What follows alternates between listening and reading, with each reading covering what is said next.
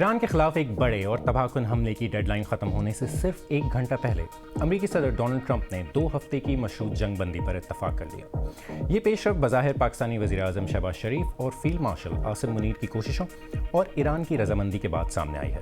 ایران نے آبنہ ہرمز کو بھی عارضی طور پر کھولنے پر آمادگی ظاہر کی ہے۔ صدر ٹرمپ اور ایرانی قیادت دونوں اسے اپنی کامیابی قرار دے رہے ہیں، لیکن اصل سوال یہ ہے، کیا یہ جنگ بندی کسی مستقل امن معاہدے میں تبدیل ہو سکے گی یا یہ طوفان صرف وقتی طور پر تھما ہے؟ میں ہوں غضنفر حیدر اور آپ دیکھ رہے ہیں BBC نیوز اردو کا پروگرام جہانما۔ پروگرام میں آگے چل کے دیکھیے گا۔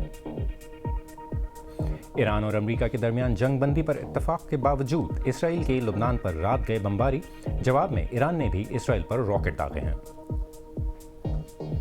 اور دیکھیے گا کہ پاکستان کی جانب سے اس اہم ثالثی کے بعد انڈیا میں کیا رد عمل سامنے آ رہا ہے اور وزیر اعظم مودی کیوں تنقید کا نشانہ بن رہے ہیں۔ امریکی صدر ڈونلڈ ٹرمپ کی ایران کے خلاف جنگ بندی پر آمادگی پر دنیا نے سکون کا سانس لیا ہے۔ جنگ بندی کا اعلان ٹرمپ کی ڈیڈ لائن ختم ہونے سے 1 گھنٹہ قبل کیا گیا۔ ایران نے آبنہ ہرمز کو 2 ہفتے کے لیے کھولنے کی حامی بھی بھر لی ہے۔ ایرانی وزیر خارجہ عباس عراقچی کی جانب سے ایک سرکاری بیان جاری کیا گیا ہے، جسے ڈونلڈ ٹرمپ نے بھی اپنے ٹروتھ سوشل پر شیئر کیا۔ بیان میں عباس عراقچی نے کہا کہ اسلامی جمہوریہ ایران کی جانب سے میں اپنے معزز بھائیوں پاکستان کے وزیر اعظم شہباز شریف اور فیلڈ مارشل عاصم منیر کا تہہ دل سے شکریہ ادا کرتا ہوں، جنہوں نے خطے میں جنگ کے خاتمے کے لیے انتھک کوششیں کی ہیں۔ انہوں نے لکھا کہ وزیر اعظم شہباز شریف نے ایکس پر اپنی پوسٹ میں برادرانہ درخواست کی اور امریکہ نے 15 نکاتی تجاویز کے ساتھ مذاکرات کی درخواست کی۔ اس کے ساتھ ساتھ امریکی صدر نے یہ اعلان بھی کیا کہ وہ ایران کی جانب سے 10 نکاتی تجاویز کو مذاکرات کی بنیاد کے طور پر قبول کرتے ہیں۔ جنگ بندی کے اعلان کے بعد ادھر ایران کے دارالحکومت تہران میں بڑی تعداد میں لوگ سڑکوں پر نکل آئے۔ انہوں نے ایرانی جھنڈے اور اپنے سپریم لیڈر مجتبیٰ خامنہئی کی تصاویر اٹھائی ہوئی تھیں۔ جنگ بندی کے باوجود اب بھی خدشات موجود ہیں اور کل رات اسرائیل نے لبنان پر حملے کیے ہیں، جبکہ ایران نے اسرائیل پر۔ BBC کی لارن موس کی رپورٹ حسین عسکری پیش کر رہے ہیں۔ آپ یہ توقع نہیں کرتے کہ جنگ بندی اس طرح دکھائی یا سنائی دے گی۔ لبنان کے تیسرے بڑے شہر صدا کو الصبح نشانہ بنایا گیا۔ اسرائیل میں بھی آج صبح سائرن گونج رہے تھے۔ یہ ظاہر کرتا ہے کہ اس جنگ میں امن کا قیام کتنا نازک ہے۔ جیسے جیسے صدر ٹرمپ کی ڈیڈ لائن قریب آ رہی تھی، دنیا دم سادے دیکھ رہی تھی۔ سب سے زیادہ پریشانی ایران میں تھی، جہاں ہزاروں لوگ پلوں اور پاور پلانٹس پر انسانی زنجیر بنا کر حملے کا انتظار کر رہے تھے۔ اس سے پہلے صدر ٹرمپ نے خبردار کیا تھا کہ اگر ایران نے آبنہ ہرمز نہ کھولا تو پوری تہذیب مٹ جائے گی۔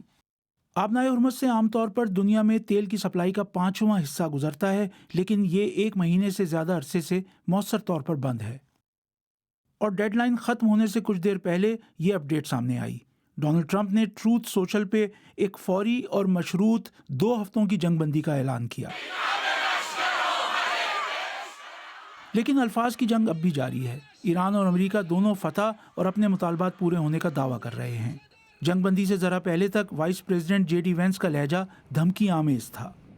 امریکہ کے فوجی اہداف مکمل ہو گئے ہیں، تو اس کا مطلب ہے، جیسا کہ پریزیڈنٹ نے ابھی کہا، کہ جنگ جلد ختم ہو جائے گی، اور میرے خیال میں یہ کس طرح مکمل ہوگی، اس کا انحصار آخر میں ایرانیوں پر ہے۔ اسرائیل کا کہنا ہے کہ وہ حملے روکنے کی حمایت کرتا ہے، لیکن اس کا دعویٰ ہے کہ جنگ بندی میں لبنان شامل نہیں ہے، جہاں وہ ایران کی حمایت یافتہ تنظیم حزب اللہ سے لڑ رہا ہے۔ لیکن پاکستان کے وزیر اعظم کہتے ہیں کہ لبنان بھی جنگ بندی میں شامل ہے۔ جمعے کو پاکستان میں مذاکرات جاری رہنے کی توقع ہے، لیکن یہ مشکل مذاکرات ہیں کیونکہ جنگ بندی کن نکات پر ہوئی ہے، اس بارے میں مختلف مواقف سامنے آ رہے ہیں۔ دنیا جنگ بندی کا خیر مقدم کر رہی ہے اور تیل کی قیمتیں بھی کم ہوئی ہیں، لیکن یہ ابھی بھی جنگ سے پہلے کے مقابلے میں زیادہ ہیں، اور خلیجی ممالک غیر یقینی صورتحال کی سب سے زیادہ قیمت ادا کر رہے ہیں۔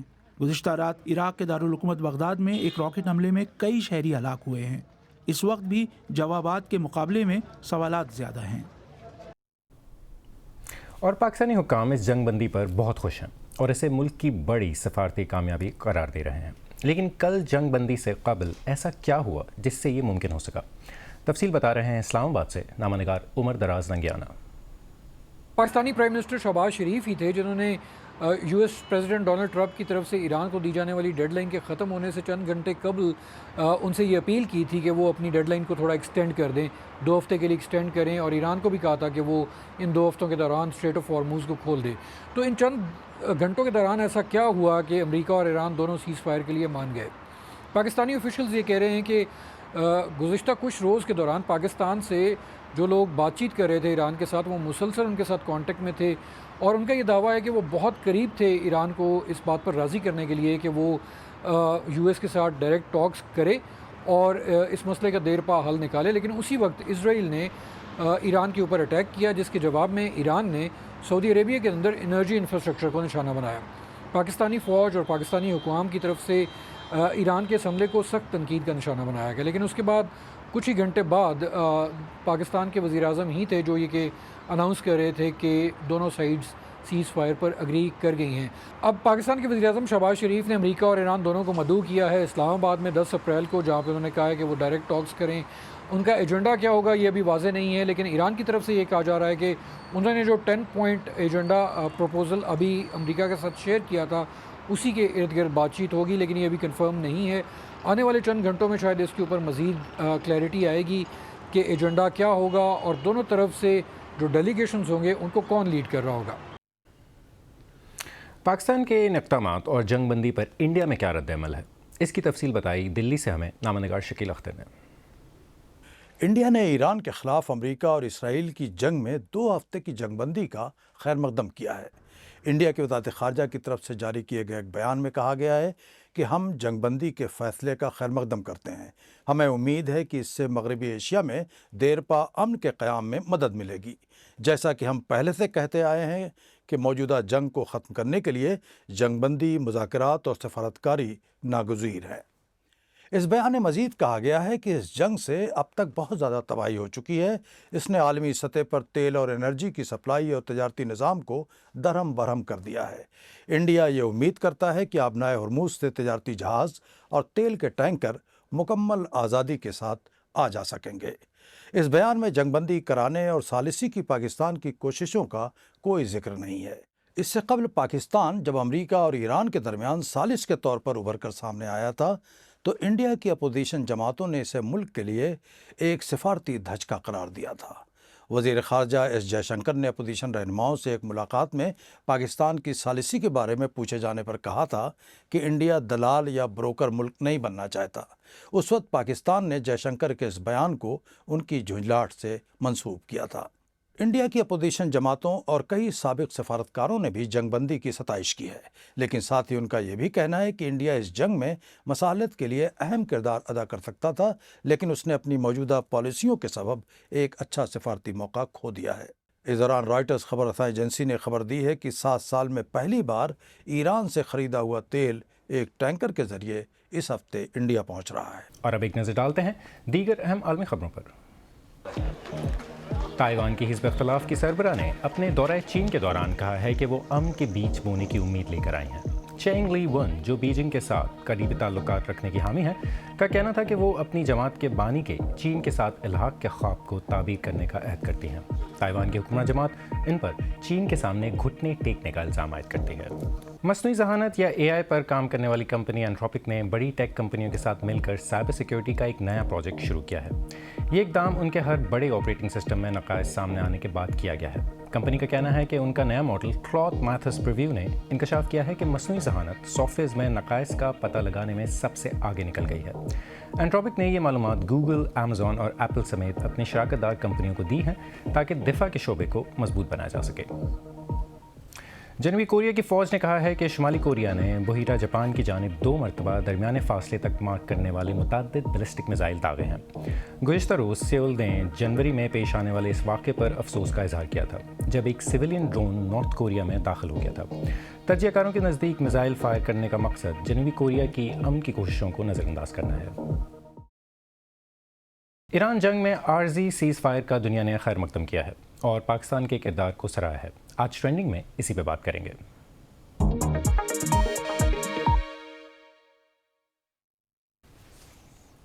جنگ بندی کے اعلان کے بعد امریکہ اور ایران نے اسے اپنی کامیابی قرار دیا ہے اور پاکستان کا شکریہ ادا کیا ہے۔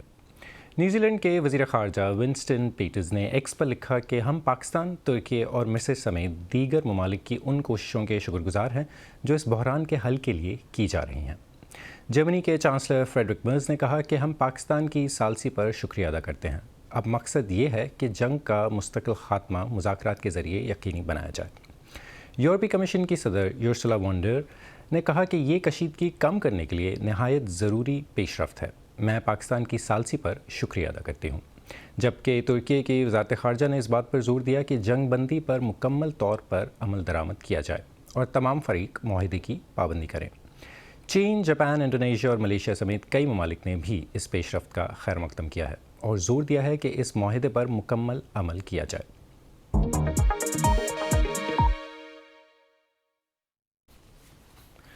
گزشتہ رات عارضی جنگ بندی کی خبر کے باوجود ایران کے نئے سپریم لیڈر مجتبیٰ خامنہئی اپنے والد کی ہلاکت کے بعد سے نہیں دیکھے گئے ہیں۔ بڑے پیمانے پر قیاس آرائیاں کی جا رہی ہیں کہ وہ شدید بیمار ہیں۔ سوال یہ ہے کہ پھر ایران میں حکومت کی باغ ڈور کس کے ہاتھ میں ہے اور وہ مذاکرات کیسے کر رہے ہیں؟ ہماری چیف انٹرنیشنل رپورٹر لیز ٹوسیڈ نے یہی گتھی سلجھانے کی کوشش کی ہے۔ ایران کے آئینی رہبر اعلیٰ یعنی سپریم لیڈر مجتبیٰ خامنہئی، انہیں اپنے والد کی جگہ، جنہیں جنگ کے ابتدائی چند گھنٹوں میں قتل کر دیا گیا تھا، اس منصب کے لیے منتخب کیا گیا ہے۔ مجتبیٰ کی تصویریں تو جگہ جگہ نظر آتی ہیں، مثلاً ایسے سرکاری جلوسوں میں، مگر اس حملے کے بعد جس میں وہ زخمی ہو گئے تھے، نہ وہ خود نظر آئے ہیں اور نہ ہی ان کی آواز سنائی دی ہے۔ یہ معلوم نہیں کہ وہ کتنے شدید زخمی ہیں۔ جنگ شروع ہونے کے بعد سے اسرائیل اور امریکہ ایران کی سینئر قیادت اور اعلیٰ کمانڈروں کو ہلاک کر رہے ہیں۔ یہاں جن کی نشاندہی سرخ رنگ میں کی گئی ہے مار دیے گئے ہیں۔ ایران ان کی جگہ دوسروں کو لاتا رہا ہے تاکہ جنگ کے دھچکوں کے باوجود نظام حکومت چلتا رہے۔ ایران میں اختیارات اب سیاستدانوں، علماء اور کمانڈروں پر مشتمل ایک مخصوص حلقے کے اندر منقسم ہیں۔ ان طاقتور شخصیات میں شامل احمد واحدی سپاہ پاسداران انقلاب اسلامی یا IRGC کے نئے کمانڈر ان چیف ہیں۔ وہ ہمیشہ اسلامی جمہوریہ کے اہم ستون رہے ہیں اور جنگ کے دوران اب وہی فیصلے کر رہے ہیں، لیکن دوسرے بھی کردار ادا کر رہے ہیں۔ محمد باقر قالیباف پارلیمان کے اسپیکر اور IRGC کے سابق کمانڈر ہیں۔ وہ سخت گیر مگر حقیقت پسند ہیں، اور منتخب صدر مسعود پزشکیان اعتدال پسند ہیں مگر حقیقی اختیارات سے عاری۔ البتہ اس جنگ کو ختم کروانے کے لیے ثالثی کی کوششوں میں وہی رابطہ بنے ہیں، اور وزیر خارجہ ایران کے ٹاپ ڈپلومیٹ بھی مذاکرات میں شامل رہے ہیں۔ کہا جاتا ہے کہ وہ ان ایرانی حکام میں سے ایک ہیں جن کا نام قتل کی فہرست سے نکال دیا گیا ہے۔ 2028 میں لاس اینجلس میں ہونے والی سمر اولمپکس میں خواتین کے کھیلوں میں صرف حیاتیاتی خواتین یعنی بایولوجیکل فیمیل کھلاڑی حصہ لے سکیں گی۔ ان مقابلوں میں شرکت کی خواہشمند کھلاڑیوں کو اہلیت کی تصدیق کے لیے زندگی میں ایک مرتبہ ایک ٹیسٹ کروانا ہوگا۔ انٹرنیشنل اولمپک کمیٹی کا کہنا ہے کہ یہ فیصلہ انصاف اور حفاظت یعنی فیئرنس اینڈ سیفٹی کو مد نظر رکھ کر کیا گیا ہے۔ ہمارے اسپورٹس ایڈیٹر ڈین روون کی رپورٹ عمر آفریدی کی آواز میں۔ انٹرنیشنل اولمپک کمیٹی نے قواعد و ضوابط میں ایک بڑی تبدیلی کا اعلان کرتے ہوئے کہا کہ خواتین کے مقابلوں میں صرف وہ کھلاڑی حصہ لے سکیں گی جو حیاتیاتی اعتبار سے بھی زنانہ صفات کی حامل ہوں۔ وہ کہہ رہی ہیں، سائنسی شواہد بہت واضح ہیں، مردانہ کروموسومز ان کھیلوں میں بہتر کارکردگی میں مددگار ہوتے ہیں جن میں طاقت اور قوت برداشت کی زیادہ ضرورت ہوتی ہے۔ اولمپک کھیلوں میں فتح و شکست کا انحصار معمولی سے فرق پر ہوتا ہے، اس لیے حیاتیاتی مردوں کا خواتین کے زمرے میں مقابلہ کرنا منصفانہ بالکل نہیں ہے۔ خواتین کے زمرے کے لیے اہلیت کا فیصلہ زندگی میں ایک مرتبہ SRY جین کی جینیاتی جانچ کے ذریعے کیا جائے گا۔ یہ ٹیسٹ ٹرانسجینڈر خواتین کو جو حیاتیاتی لحاظ سے تو مرد ہیں مگر اپنی شناخت خواتین کے طور پر کرواتی ہیں، مقابلوں میں شرکت سے روکے گا۔ SRY جین انسانوں میں مردانہ خصوصیات کی تقویت کا باعث ہوتا ہے۔ سائنس 10 سال پہلے بھی یہی تھی، مگر افسوس ہے کہ اس وقت خواتین کے کھیلوں کو اتنا فضول سمجھا گیا کہ ہمیں منصفانہ قواعد و ضوابط کا حق نہیں دیا گیا۔ میں بہت خوش ہوں کہ خواتین کو ان کے کھیل واپس مل گئے ہیں۔ ویٹ لفٹر لوریر ہبارٹ پہلی العلان ٹرانسجینڈر خاتون بنی جنہوں نے اپنے جسم میں مردانہ ہارمون ٹیسٹوسٹرون کی سطح گھٹا کر 2020 کے ٹوکیو اولمپکس میں حصہ لیا تھا۔ لیکن خواتین باکسنگ میں ایک بڑا تنازع اس وقت سامنے آیا جب طلائی تمغہ جیتنے والی 2 باکسروں میں سے ایک الجزائر کی ایمان خلیف کو قرار دیا گیا۔ چونکہ پہلے خواتین کے مقابلے کے لیے اہلیت کا معیار انفرادی کھیلوں کی بنیاد پر طے کیا جاتا تھا، اس لیے IOC کا یہ اقدام ان لوگوں کے لیے خوشائند ہوگا جو سمجھتے ہیں کہ انصاف اور حفاظت کو شمولیت پر ترجیح دینی چاہیے، مگر ناقدین کہتے ہیں کہ یہ طریقہ حد سے زیادہ سادہ اور غیر متناسب ہے اور یہ کہ ٹیسٹنگ ناقابل اعتبار اور اخلاقی تقاضوں کے منافی ہو سکتی ہے۔ یہ ایسا ہے جیسے بادام توڑنے کے لیے بڑا ہتھوڑا استعمال کیا جائے۔ کھلاڑیوں کی پرائیویسی اور ٹیسٹ کی لاگت جیسے عملی مسائل موجود ہیں، مگر اہم خدشات بڑی تعداد میں لوگوں کے ٹیسٹ کرنے کے اخلاقی تقاضوں سے متعلق ہیں۔ ورلڈ ایتھلیٹکس نے، جنہوں نے گزشتہ سال جینیاتی صنفی ٹیسٹنگ متعارف کروائی تھی، اس فیصلے کا خیر مقدم کیا ہے۔ اور اب ایک نظر ڈالتے ہیں ہماری ویب سائٹ bbcurdu.com پر اور دیکھتے ہیں کہ اس وقت کون سی خبریں بہت زیادہ پڑھی جا رہی ہیں۔ مشرق وسطیٰ میں جاری اس جنگ پر ہماری لمحہ بلمحہ کوریج جو ہے وہ جاری ہے۔ تازہ ترین رپورٹس اور تجزیوں کے لیے آپ ہمارے لائیو پیج کا رخ کریں، جہاں آپ کو اس بڑے اور تیزی سے بدلتے ہوئے تنازع پر تازہ اپڈیٹس، رپورٹس اور اس میں آپ کو تجزیوں کے خلاصے بھی ملیں گے، UGC کانٹینٹ اور تصاویر بھی ملیں گی۔ اس کے علاوہ آپ کو ہمارے یوٹیوب اور فیس بک پیج پر بھی مشرق وسطیٰ کے اس تنازع کی کوریج جو ہے وہ آپ کو وہاں ملے گی۔ یہ پروگرام آپ یوٹیوب پر دیکھ سکتے ہیں اگر آپ سے مس ہو جائے۔ اس کے علاوہ ہمارا دوسرا پروگرام سیربین بھی، جو ان ڈیپ پروگرام ہوتا ہے، وہ بھی آپ دیکھ سکتے ہیں۔ یہاں پہ اور بہت سے فیچرز بھی ہیں، شارٹس بھی آپ یہاں پہ دیکھ سکتے ہیں اور لائیو سیشنز بھی ہم اپنے یوٹیوب چینل پہ لے کر آتے ہیں۔ آج BBC نیوز اردو کے پروگرام جہنما میں بس اتنا ہی۔ پروگرام میں شامل سٹوریز اور تازہ ترین خبروں کے لیے ہماری ویب سائٹ bbc.com/urdu پر آئیں۔ BBC نیوز اردو کے انسٹاگرام، ٹک ٹاک، یوٹیوب، فیس بک اور ایکس اکاؤنٹ کو فالو کریں۔ میں نے آپ کو ابھی بتایا کہ اگر یہ پروگرام آپ سے مس ہو جائے تو آپ اسے ہمارے یوٹیوب چینل پر آ کے دیکھ سکتے ہیں۔ ویسے یہ روز شام 7:30 بجے آج نیوز پر آتا ہے۔ غزن فیضر کو اجازت دیں، کل پھر ملاقات ہوگی۔